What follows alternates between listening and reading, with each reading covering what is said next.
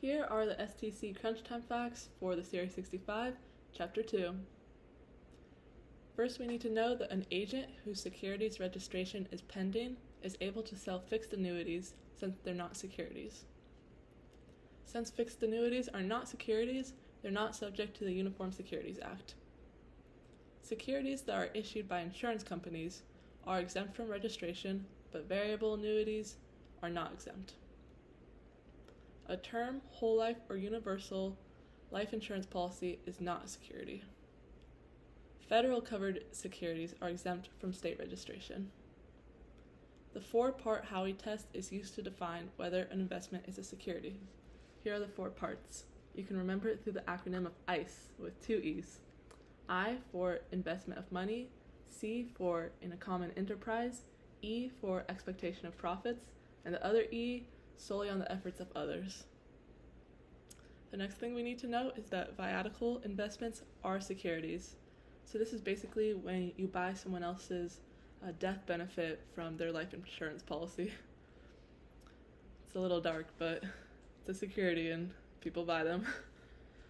Alright, investment company shares and securities that are issued under Rule 506 of Regulation D are subject to notice filing requirements. Registration by filing, or notification, is not used for IPOs and is not accepted in all states.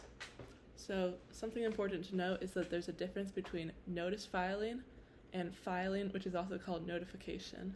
So in this case, notification is when a company has already been established, and instead of registering their security entirely in a state, they can just file by notification and say, hey, heads up.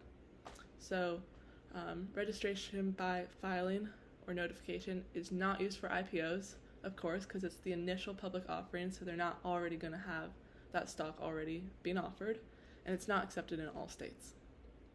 All right. Registration by coordination is used for interstate offerings, so between multiple states.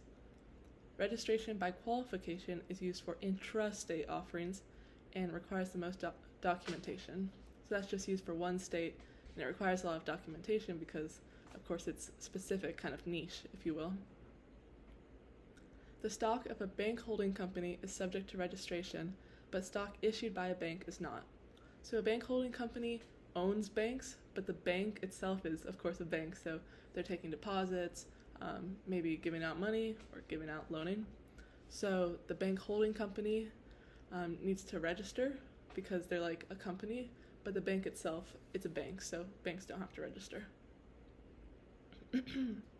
If a security is sold to people who have $5 million or more in investments, it is considered a federal covered security, so it doesn't need to register at the state level. And so if someone has $5 million or more in investments, they're called a qualified purchaser. So if you sell securities to qualified purchasers, it's at such a big level, you could say that's at the federal level. So you don't need to register at the state level. The term guarantee can apply to an investment's principal, interest, or dividend, but not capital gains.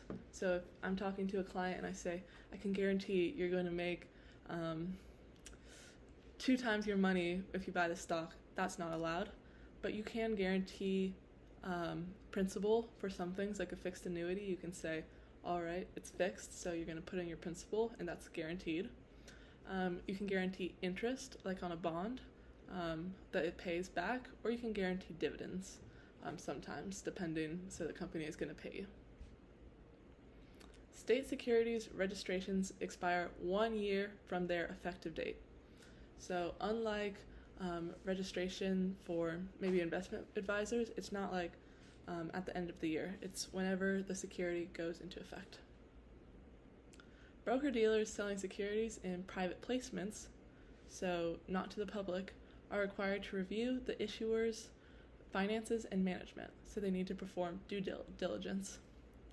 Securities sold under Regulation A are exempt from federal regulation with the SEC, but are subject to state registration under the Uniform Securities Act.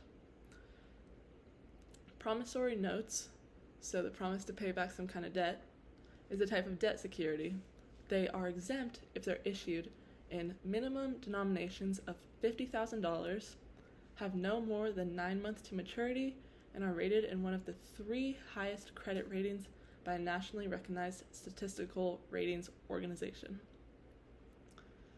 Alright, our last one. According to the USA Uniform Securities Act, a private placement is exempt from registration in a state if it's offered to no more than 10 non-institutional investors within a 12-month period. Alright, this was Chapter 2. Hope this helps.